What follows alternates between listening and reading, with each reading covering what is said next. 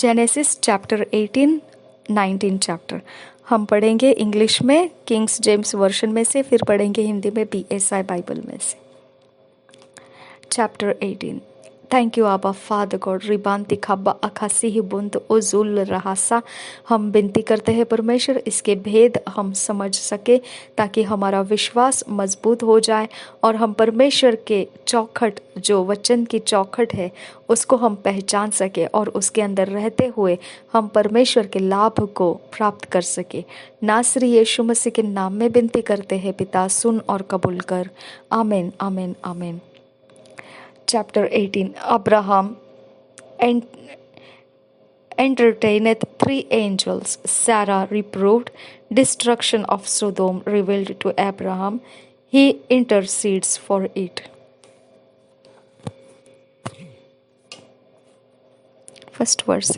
And the Lord appeared unto him in the plains of Mamre, and he sat in the tent door in the heat of the day.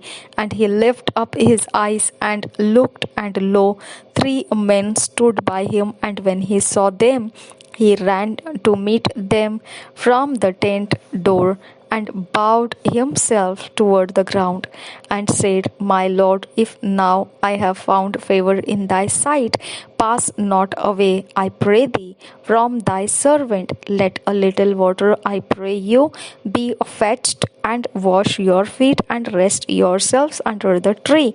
And I will fetch a morsel of a bread, and comfort ye your hearts. After that ye shall pass on, for therefore are ye come to your servant. And they said, So do as thou hast said. And Abraham hastened into the tent unto Sarah, and said, Make ready quickly 3 measures of fine meal, knead it, and make cakes upon the hearth.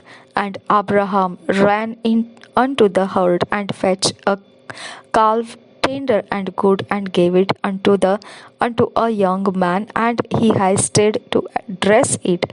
And he took butter and milk and the calf which he had dressed, and set it before them, and he stood by them under the tree, and they did eat.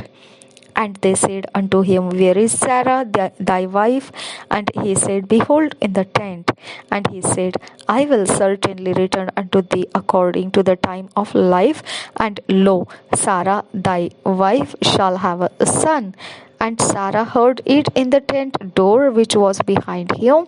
Now Abraham and Sarah were old and well stricken in age, and it ceased to be with Sarah after the manner of woman.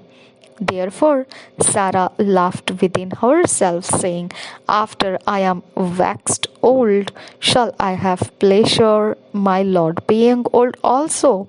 And the Lord said unto Abraham, Wherefore did Sarah laugh, saying, Shall I of surety bear a child which am old? Is anything too hard for the Lord? At the time appointed I will return unto thee according to the time of life, and Sarah shall have a son. Then Sarah denied, saying, I laughed not, for she was afraid. And he said, Nay, but thou didst laugh. And the men rose up from thence and looked towards Sodom, and Abraham went with them to bring them on the way. And the Lord said, Shall I hide from Abraham that thing which I do? Seeing that Abraham shall surely become a great and mighty nation, and all the nations of the earth shall be blessed in him. For I know him, that he will command his children and his household after him, and they shall keep the way of the Lord to do justice and judgment, that the Lord may bring upon Abraham that which he hath spoken of him.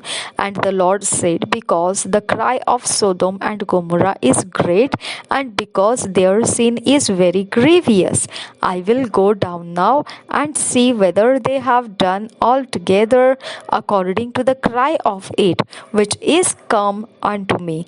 And And if not, I will know. And the men turned their faces from thence and went towards Sodom. But Abraham stood yet before the Lord. And Abraham drew near and said, Wilt thou also destroy the righteous with the wicked? Peradventure there be 50 righteous within the city, wilt thou also destroy and not spare the place for the 50 righteous that are therein? That be far from thee to do after this manner, to slay the righteous with the wicked, and that the righteous should be as the wicked, that be far from thee. Shall not the judge of all the earth do right?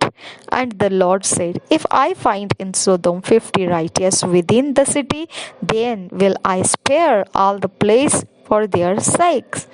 And Abraham answered and said, Behold, now I have taken upon me to speak unto the Lord, which am but dust and ashes. Peradventure there shall lack 5 of the 50 righteous. Wilt thou destroy all the city for lack of 5? And he said, If I find there 40 and 5, I will not destroy it. And he spake unto him yet again and said, Peradventure there shall be 40 found there. And he said, I will not do it for 40's sake. And he said unto him, Oh, let not the Lord be angry, and I will speak. Peradventure there shall 30 be found there. And he said, I will not do it if I find 30 there. And he said, Behold, now I have taken upon me to speak upon the Lord. Peradventure there shall be 20 found there. And he said, I will not destroy it for 20's sake. And he said, Oh, let not the Lord be angry, and I will speak yet but this once. Peradventure 10 shall be found there. And he said, I will not destroy it for 10's sake. And the Lord went his way as soon as he had left communing with Abraham, and Abraham returned unto his place. Chapter 19. Lot entertaineth two angels, the vicious Sodomites stricken with blindness. He is directed to flee to the mountain. Sodom and Gomorrah destroyed, Lot's wife punished, origin of Moab and Ammon. And there came two angels to Sodom at even, and Lot sat in the gate of Sodom. And Lot, seeing them, rose up to meet them, and he bowed himself with his face toward the ground. And he said, Behold, now, my lords, turn in, I pray you, into your servant's house, and tarry all night, and wash your feet, and ye shall rise up early, and go on your ways. And they said, Nay, but we will abide in the street all night. And he pressed upon them greatly, and they turned in unto him, and entered into his house, and he made them a feast, and did bake unleavened bread, and they did eat.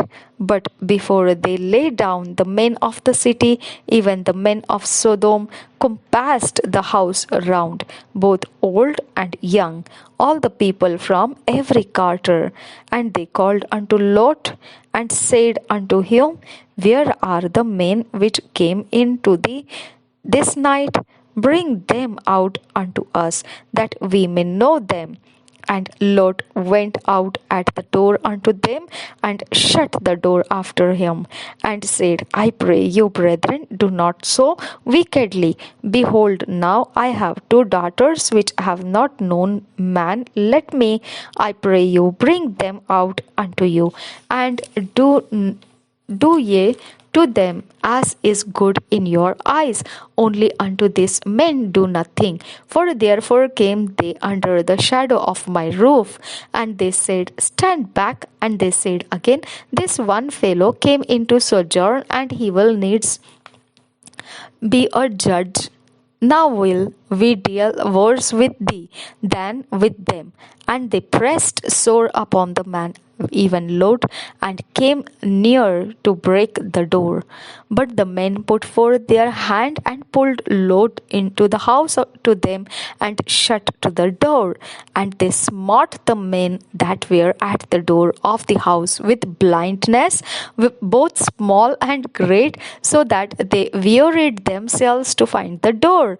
And the men said unto Lot, Hast thou here any besides son-in-law, and thy sons and thy daughters, and whatsoever thou hast in the city, bring them out of this place? For we will destroy this place, because the cry of them is waxen great before the face of the Lord, and the Lord hath sent us to destroy it. And Lot went out and spake unto his sons in law, which married his daughters, and said, Up, get you out of this place, for the Lord will destroy this city. But he seemed as one that mocked unto his sons in law. His sons in law. And when the morning arose, then the angels hastened Lot, saying, Arise, take thy wife and thy two daughters, which are here, lest thou be consumed in the iniquity of the city. And while he lingered, the men laid hold upon his hand and upon the hand of his wife and upon the hand of his two daughters, the Lord being merciful unto him, and they brought him forth and set him without the city. And it came to pass, when they had brought them forth abroad, that he said, Escape for thy life, look not behind thee, neither stay thou in all the plain. Escape to the mountain, lest thou be consumed.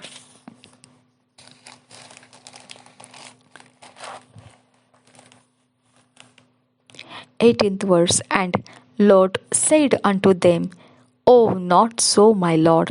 Behold, now thy servant hath found grace in thy sight, and thou hast magnified thy mercy which thou hast shewed unto me in saving my life. And I cannot escape to the mountain, lest some evil take me and I die. Behold, now this city is near to flee unto, and it is a little one. O let me escape thither, for is it not a little one? And my soul shall live. And he said unto him, See, I have accepted thee concerning this thing also, that I will not overthrow this city for the which thou hast spoken. Hast thee escaped thither? For I cannot do anything till thou be come thither. Therefore the name of the city was called Zoar. The sun was risen upon the earth when Lot entered into Zoar. Then the Lord rained upon Sodom and upon Gomorrah brimstone and fire from the Lord out of heaven. And he overthrew those cities and all the plain and all the inhabitants of the cities and that which grew upon the ground. But his wife looked back from behind him, and she became a pillar of salt.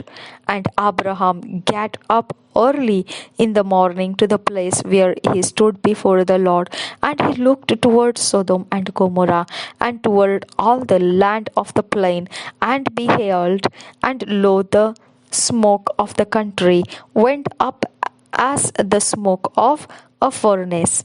And it came to pass, when God destroyed the cities of the plain, that God remembered Abraham and sent Lot out of the midst of the overthrow, when he overthrew the cities in the which Lot dwelt.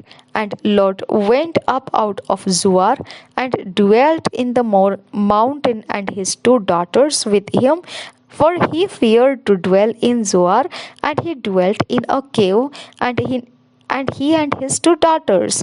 And the firstborn said unto the younger, Our father is old, and there is not a man in the earth to come in unto us after the manner of all the earth.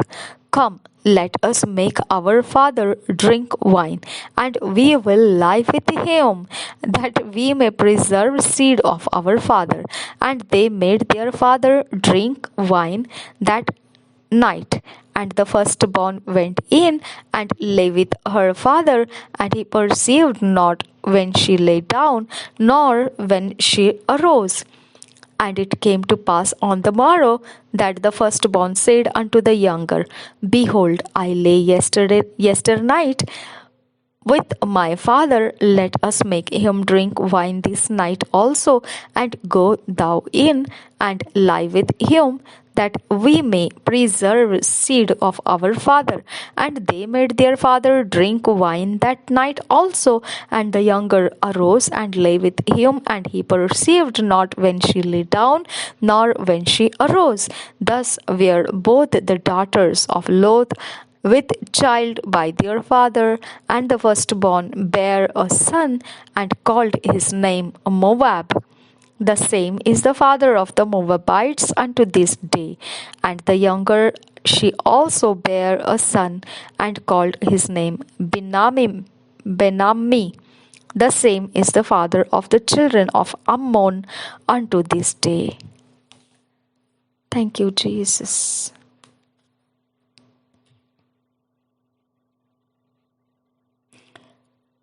हम हिंदी में इन्हीं अध्यायों को पढ़ेंगे। उत्पत्ति 18 अध्याय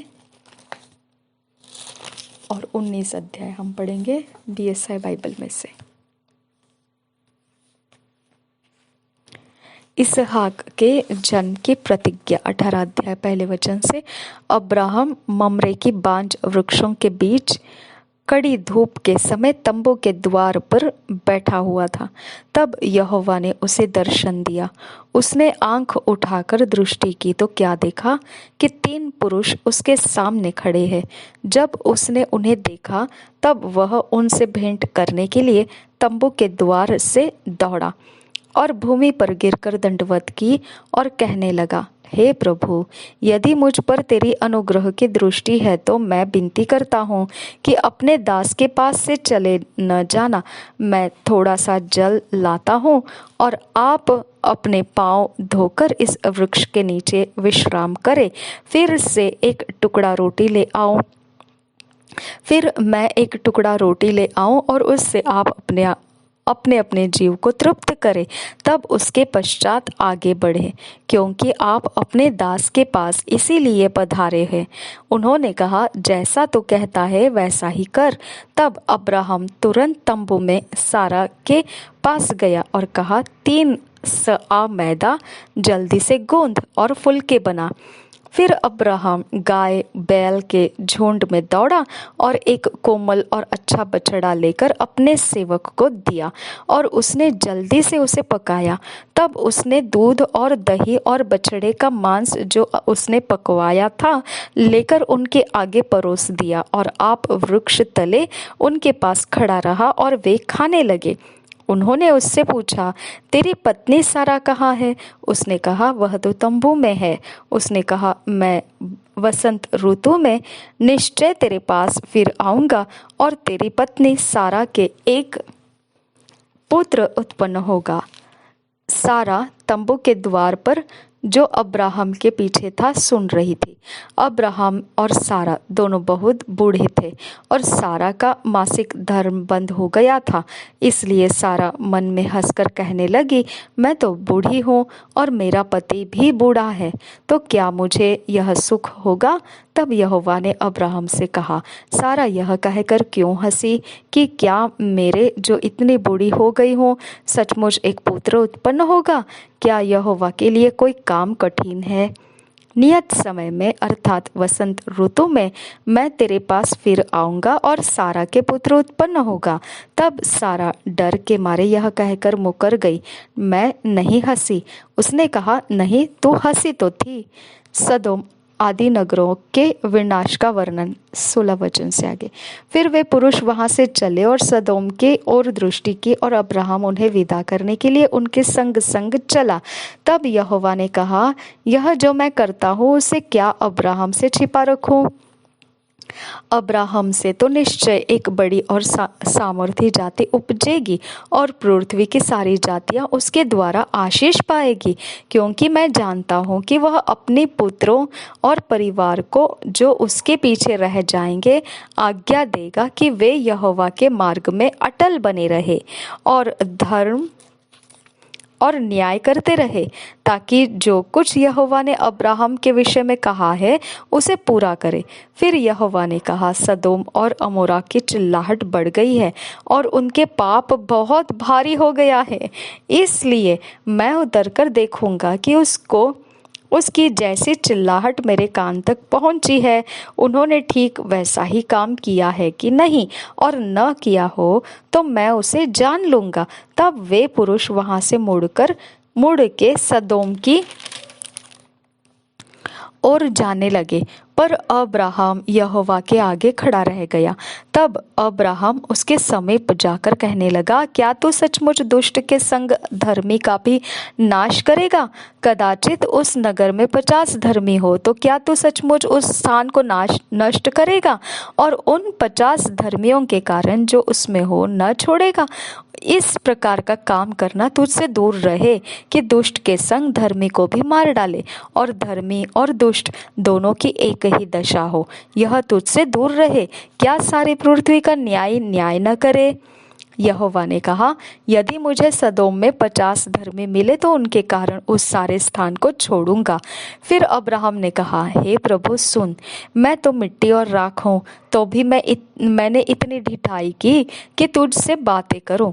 कदाचित उन 50 धर्मियों में 5 घट जाए तो क्या तू 5 ही के घटने के कारण उस सारे नगर का नाश करेगा? उसने कहा, यदि मुझे उसमें 45 भी मिले तो भी उसका नाश न करूंगा।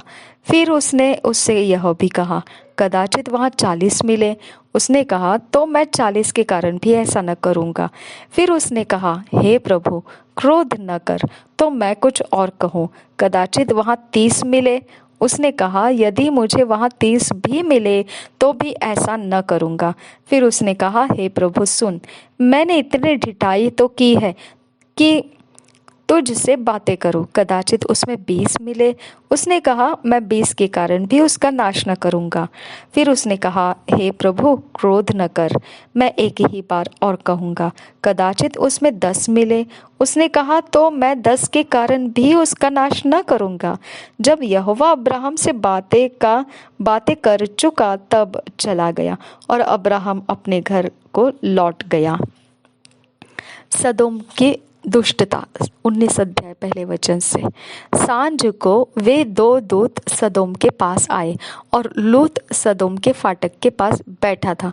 उनको देखकर वह उनसे भेंट करने के लिए उठा और मुंह के बल झुककर दंडवत कर कहा, हे मेरे प्रभुओं, अपने दास के घर में पधारिए और रात भर विश्राम कीजिए और अपने पांव धोइए, फिर भोर को उठकर अपने मार्ग पर जाइए। उन्होंने कहा, नहीं, हम चौक ही में रात बिताएंगे। पर उसने उनसे बहुत विनती करके उन्हें मनाया, इसलिए वे उसके साथ चलकर उसके घर में आए और उसने उनके लिए भोजन तैयार किया और बिना खमीर की रोटियां बनाकर उनको खिलाई। उनके सो जाने से पहले सदोम नगर के पुरुषों ने, जवानों से लेकर बूढ़ों तक, वरन चारों ओर के सब लोगों ने आकर उस घर को घेर लिया और लूत को पुकार कर कहने लगे, जो पुरुष आज रात को तेरे पास आए हैं वे कहाँ हैं? उनको हमारे पास बाहर ले आ कि हम उनसे भोग करें। तब लूत उनके पास द्वार के बाहर गया और किवाड़े को अपने पीछे बंद करके कहा, हे मेरे भाइयों, ऐसी बुराई न करो। सुनो, मेरी 2 बेटियां हैं जिन्होंने अब तक पुरुष का मुंह नहीं देखा।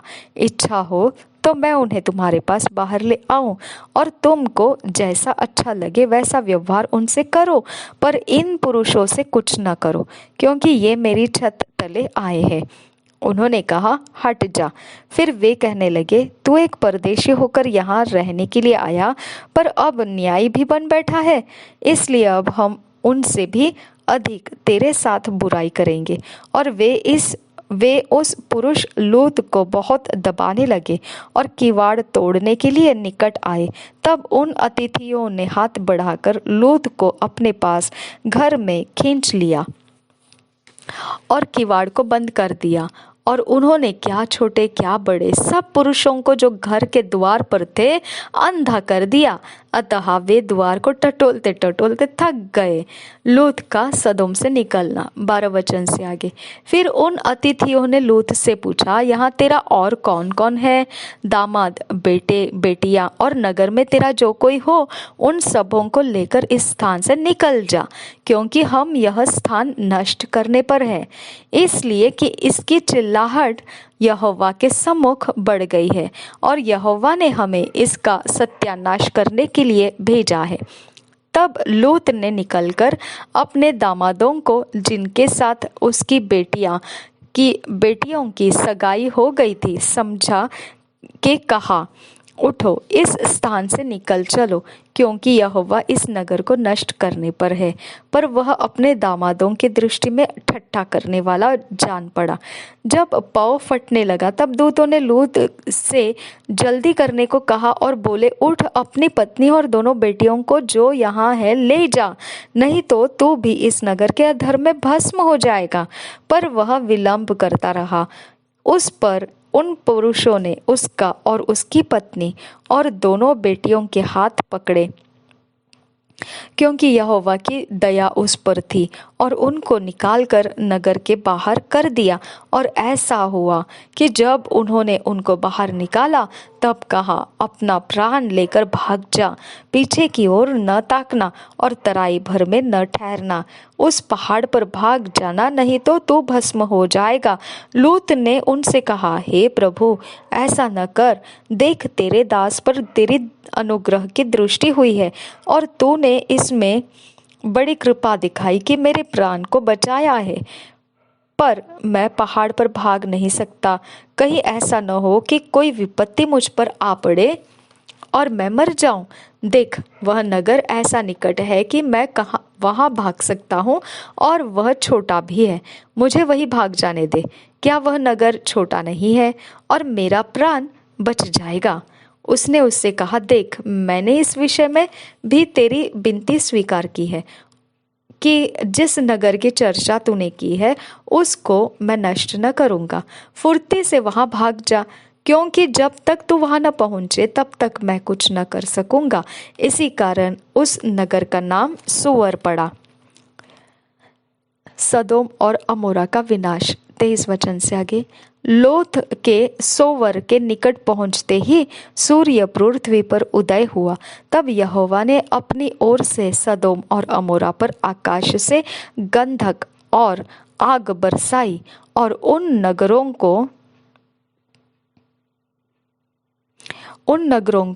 नगरों को और उस संपूर्ण तराई को और नगरों के सब निवासियों को, भूमि की सारी उपज समेत नष्ट कर दिया। लूत की पत्नी ने जो उसके पीछे थी दृष्टि फेर के पीछे की ओर देखा और वह नमक का खंबा बन गई। भोर को अब्राहम उठकर उस स्थान को गया जहां वह यहोवा के सम्मुख खड़ा था, और सदोम और अमोरा और उस तराई के सारे देश की ओर आंखें उठाकर क्या देखा कि उस देश में से धधकती हुई भट्टी का सा धुआं उठ रहा है। और ऐसा हुआ कि जब परमेश्वर ने उस तराई के नगरों को, जिनमें लूत रहता था, उलट पुलट कर नष्ट किया, तब उसने अब्राहम को याद करके लूत को उस घटना से बचा लिया। मोआबियों और अम्मोनियों की उत्पत्ति 30 वचन से आगे। फिर लूत ने सोवर को छोड़ दिया और पहाड़ पर अपनी दोनों बेटियों समेत रहने लगा, क्योंकि वह सोवर में रहने से डरता था। इसलिए वह और उसकी दोनों बेटियां वहां एक गुफा में रहने लगे। तब बड़ी बेटी ने छोटी से कहा, हमारा पिता बूढ़ा है और पृथ्वी भर में कोई ऐसा पुरुष नहीं जो संसार की रीति के अनुसार हमारे पास आए, इसलिए हम अपने पिता को दाख मधु पिलाकर उसके साथ सोए। जिससे कि हम अपने पिता के वंश को बचाए रखें। अतः उन्होंने उसी दिन रात के समय अपने पिता को दाखमधु पिलाया। तब बड़ी बेटी जाकर अपने पिता के पास लेट गई, पर उसने न जाना कि वह कब लेटी और कब उठ गई। और ऐसा हुआ कि दूसरे दिन बड़ी ने छोटी से कहा, देख, कल रात को मैं अपने पिता के साथ सोई, इसलिए आज भी रात को हम उसको दाखमधु पिलाए। तब तू जाकर उसके साथ सोना, कि हम अपने पिता के द्वारा वंश उत्पन्न करें। अतः उन्होंने उस दिन भी रात के समय अपने पिता को दाखमधु पिलाया, और छोटी बेटी जाकर उसके पास लेट गई, पर उसको उसके भी सोने और उठने के समय का ज्ञान न था। इस प्रकार से लूत की दोनों बेटियां अपने पिता से गर्भवती हुई। बड़ी एक पुत्र जनी और उसका नाम मोवाब रखा। वह मोवाब नामक जाति का जो आज तक है मूल पिता हुआ। और छोटी भी एक पुत्र जनी और उसका नाम बेनम्मी रखा। वह अम्मोन वंशियों का जो आज तक है मूल पिता हुआ। Thank you Jesus. धन्यवाद करते हैं पिता परमेश्वर, ये वचनों को हमें सिखाने की हम आपसे विनती करते हैं। हमें पिता परमेश्वर ईश्वरीय रचना, डिवाइन ऑर्डरलीनेस और फिट एंड फिक्स कर इन वचनों में नासरी यीशु मसीह के नाम में मांगते हैं पिता। सुन और कबूल कर पिता। आमीन, आमीन, आमीन।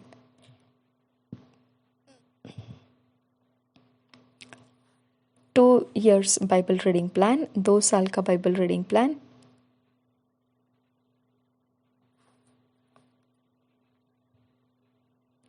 एक्ट्स 7 चैप्टर 33 वर्स से 42 वर्स।